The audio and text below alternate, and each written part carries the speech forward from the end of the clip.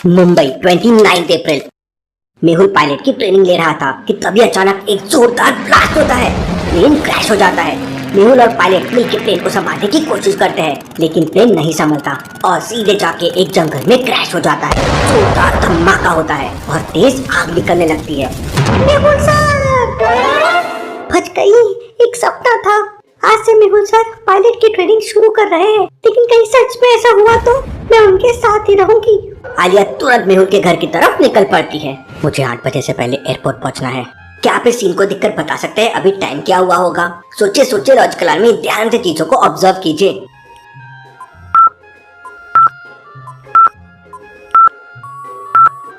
मेहुल को 8 बजे के पहले एयरपोर्ट पहुंचना है और ये वॉल क्लॉक पे 9 बजे है, मतलब ये क्लॉक खराब है। ये अलार्म क्लॉक पे टाइम देखिए 7 बजे हुए हैं। पता नहीं इतनी सुबह सुबह कौन आ गया। मेहुल डोर ओपन करता है तो दरवाजे पे आलिया खड़ी हुई थी। आलिया तुम इतनी सुबह सुबह? आलिया पूरी तरह से तैयार होकर आई थी। उसने पायलट वाला कॉस्ट्यूम भी पहन रखा था।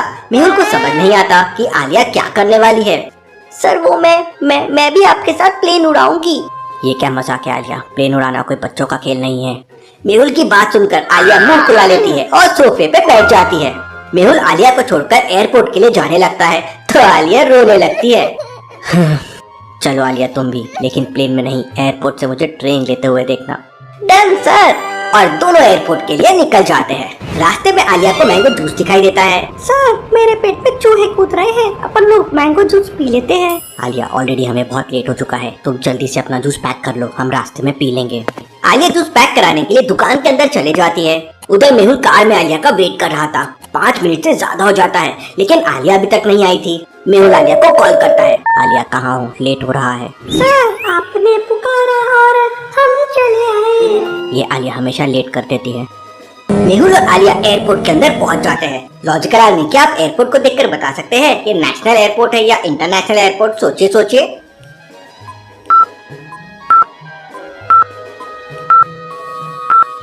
लॉजिकल आर्मी, ये ना नेशनल एयरपोर्ट है ना इंटरनेशनल, बल्कि ये ट्रेनिंग वाला एयरपोर्ट है। इसलिए यहाँ पे सारे ट्रेनिंग वाले हेलीकॉप्टर्स खड़े हुए हैं। इतने सारे हेलीकॉप्टर्स और एरोप्लेन देखकर आलिया बहुत खुश हो जाती है। आलिया अब तुम चुपचाप यहीं पर रहना, मैं प्लेन उड़ाने की ट्रेनिंग लेने जा रहा हूँ। मेहुल रेडी होकर एक स्पेशलिस्ट पायलट के साथ प्लेन में चला जाता है। आलिया मेहुल को बाय करती है और मेहुल भी आलिया को हाथ दिखाता है, लेकिन आसमान में थोड़े ऊपर जाते ही मेहुल सर! तभी अचानक सिटी के सारे टीवी और रेडियो हैक हो जाते हैं। सारे टीवी चैनल्स पे एक आदमी दिखाई देने लगता है जिसके हाथ में AK-47 थी और उसने अपने चेहरे को कवर करके रखा था। ये तो बस शुरुआत है, हम एक एक करके पूरी दुनिया पर कब्जा कर लेंगे और जो कोई भी हमें रोकने की कोशिश करेगा उसका यही हाल होगा। वापस से टीवी चैनल्स नॉर्मल हो जाते हैं, लेकिन आलिया जोर जोर से रोने लगती है।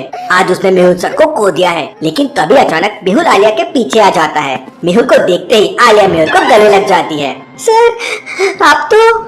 तब मेहुल आलिया को बताता है कि जैसे ही प्लेन टेक ऑफ हुआ मेरी घड़ी में रेड अलर्ट आ गया था और मैं समझ गया था कि प्लेन में बॉम्ब लगा हुआ है। प्लेन में 2 पैराशूट रखे थे तो मैं और पायलट साथ में नीचे कूद गए। जैसे ही हम लोगों ने पैराशूट से छलांग लगाई वैसे ही प्लेन ब्लास्ट हो गया। मेहुल को इतना तो समझ आ गया था कि एरोप्लेन ब्लास्ट के पीछे किसी न किसी पायलट या एयरपोर्ट मेंबर का हाथ जरूर है, क्योंकि उनकी परमिशन के बिना कोई एयरप्लेन को हाथ नहीं लगा सकता। तभी अचानक मेहुल के मोबाइल में रिंगटोन बजती है। मेहुल कॉल रिसीव करता है तो सामने से कोई मेहुल को धमकी देता है। मेहुल इस बार तो तुम बच गए, लेकिन अपनी मुंबई को कैसे बचाओगे? मेरे रहते मुंबई को कुछ नहीं हो सकता और तुम जो कोई भी हो मैं तुम्हें नहीं छोड़ूंगा। मेहुल स्पीकर पे बात कर रहा था और आलिया ये सब सुन रही थी। आलिया से रहा नहीं जाता। आलिया मेहुल से मोबाइल छीनकर उसे धमकी देने लगती है। अरे मोबाइल पे क्या बोल रहा है? हिम्मत है तो सामने आ तेरी। और कॉल कट हो जाता है। अरे आलिया ये तुमने क्या किया? मैं उसे बातों में फंसाकर उसकी लोकेशन ट्रेस करने वाला था। तभी वहाँ पे वो पायलट आ जाता है जो मेहुल को प्लेन उड़ाने की ट्रेनिंग दे रहा था। अरे सर आप भी बच गए। By the way my name is Alia, assistant of detective Mehul. Alia अब तुम्हारा हो गया हो तो मैं बात करूँ? इसके बाद मेहुल उस पायलट से पूछताछ करता है तो उसे पता चलता है कि रात के समय यहाँ पर 3 सिक्योरिटी गार्ड ड्यूटी कर रहे थे और हो ना हो प्लेन के अंदर बॉम्ब नाइट में उन्हीं ने ही रखा होगा। मेहुल तीनों सिक्योरिटी गार्ड से पूछताछ करता है, लेकिन मेहुल को कोई सबूत नहीं मिलता। फिर मेहुल एयरपोर्ट के CCTV चेक करता है तो उसमें भी रात के समय एयरपोर्ट पे कोई नहीं आया था। लेकिन तभी अचानक मेहुल को एक फुटेज में कुछ गड़बड़ लगती है। लॉजिकल आर्मी, क्या बता सकते हैं मेहुल को क्या गड़बड़ लग रही है? सोचिए सोचिए।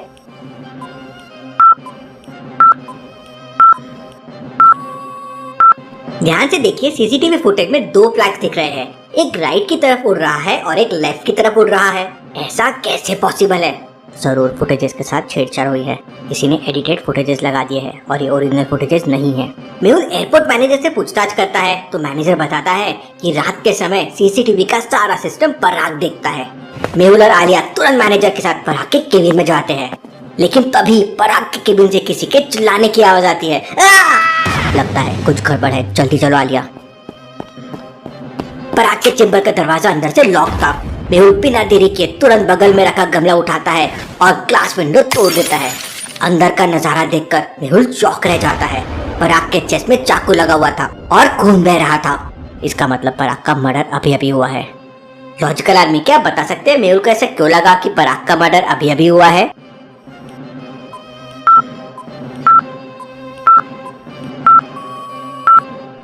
पराग की बॉडी से अभी भी खून बह रहा है। इसका मतलब मर्डर अभी अभी हुआ है, क्योंकि थोड़ी देर बाद ब्लड क्लॉट होके जमा हो जाता है। मेहुल तुरंत विंडो से पराग के चेंबर में चला जाता है और अंदर से दरवाजा खोल देता है। आलिया और मैनेजर भी अंदर आ जाते हैं।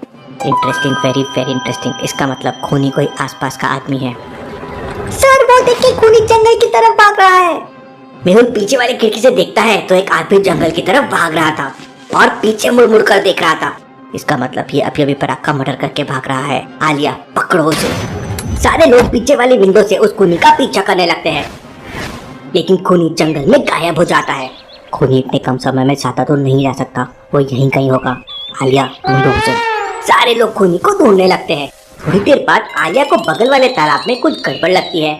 आलिया धीरे धीरे तालाब की तरफ जाने लगती है। लॉजिकल आदमी क्या बता सकते हैं आलिया को तालाब में क्या गड़बड़ लगने लगी? सोचिए सोचिए।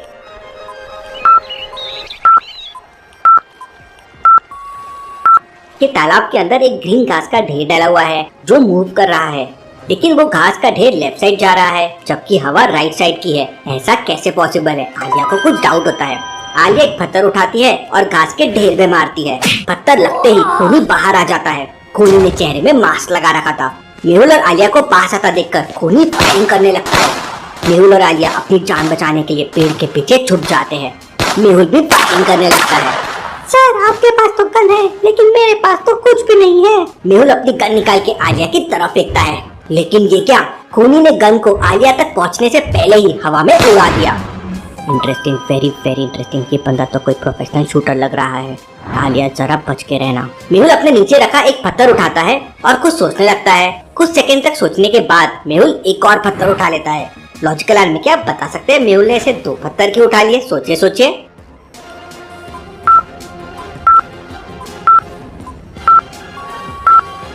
खूनी शार्प शूटर है। अगर वो हवा में उड़ती हुई गन को शूट कर सकता है तो फिर पत्थर क्या चीज है? मेहुल ने एक साथ दो पत्थर उठाए ताकि अगर खूनी ने एक पत्थर को शूट कर दिया तो मेहुल दूसरे पत्थर से खूनी को टारगेट कर सके। मेहुल तुरंत पेड़ के साइड में आता है और फुल स्पीड से पत्थर को खूनी की तरफ फेंकने लगता है, लेकिन खूनी अपनी गन से पहले पत्थर को शूट कर देता है। लेकिन इतने में मेहुल दूसरा पत्थर भी फेंक देता है। खूनी को दूसरे पत्थर पे फायर करने का मौका नहीं मिलता और पत्थर जाके सीधा उसके टकली में लगता है। खूनी सीधा नीचे गिर जाता है।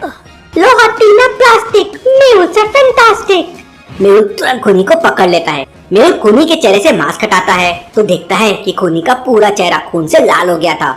मेहुल तुरंत अपनी जेब से रुमाल निकालता है, लेकिन उसकी जेब में रुमाल ही नहीं था।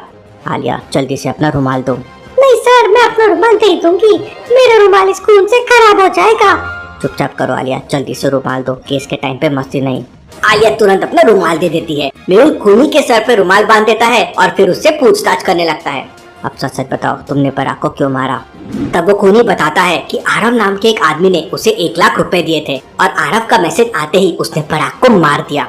मेहुल खूनी से आरव का एड्रेस लेता है और पुलिस को बुलाकर उसे जेल भिजवा देता है।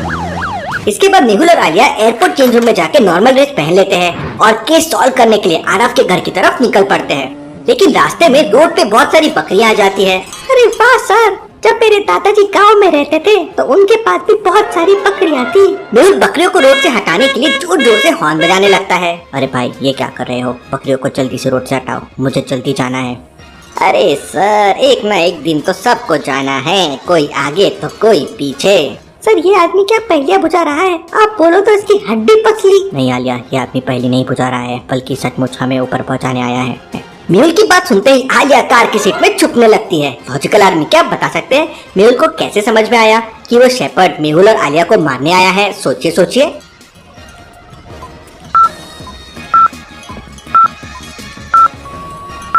ध्यान से देखिए, उस आदमी ने बहुत महंगे वाले जूते पहन रखे हैं और उसके हाथ में एक स्पेशल घड़ी है। अब भला एक शेपर्ड के पास इतनी महंगी घड़ी और जूते कैसे हो सकते हैं? इसका मतलब जरूर कुछ गड़बड़ है। मेहुल तुरंत अपने कार के ग्लास ऊपर कर लेता है। आलिया, कार के सारे डोर्स अंदर से लॉक कर लो, यहाँ पे कुछ बहुत बड़ी गड़बड़ होने वाली है। आलिया कार को अंदर से पूरा लॉक कर लेती है। तभी अचानक वो शेपर्ड मेहुल के विंडो ग्लास को नॉक करता है और मेहुल से हेल्प मांगता है। सर, बकरियां रोड से नहीं हट रही है, अगर आप बाहर आकर कुछ हेल्प करेंगे तो रास्ता जल्दी खुल जाएगा। मेहुल तुरंत अपनी कार को बैक करने लगता है, लेकिन तभी अचानक वो आदमी अपने पास से गन निकालता है और मेहुल के ऊपर फायरिंग करने लगता है।